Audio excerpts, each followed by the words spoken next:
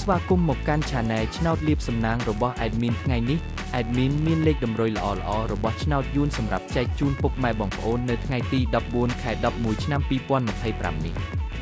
ដូចនេះ Admin មិនចង់ឲ្យចំណាយពេលវេលារបស់ពុកម៉ែបងប្អូនយូរតោះយើងមកតាមដានលេខតម្រុយរបស់យើងទាំងអស់គ្នាសម្រាប់លេខតម្រុយ2លេខមានលេខ46លេខ79សម្រាប់លេខតម្រុយអូស2លេខមានលេខតម្រុយទី1អូស40និងលេខតម្រុយចុងក្រោយអូស70សម្រាប់លេខតម្រុយ3លេខមាន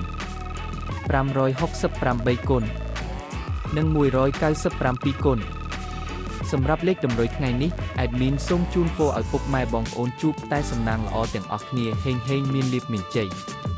ជាចុងក្រោយសូមកុំភ្លេចជួយចុច Subscribe និង Comment ហើយដាក់សញ្ញារូបកណ្ដឹងដើម្បីជួយផ្ដល់កម្លាំងចិត្តមកកាន់ Admin ជាពិសេសងាយស្រួលតាមដានវីដេអូថ្មីនិងលេខតម្រុយល្អៗជាប្រចាំថ្ងៃជាមួយ Admin សូមគោរពលាពុកម៉ែបងប្អូនពីខ្ញុំបាទ Admin ឆ្នោតលាភសំណាងល្អទាំងអស់គ្នាសូមអរគុណ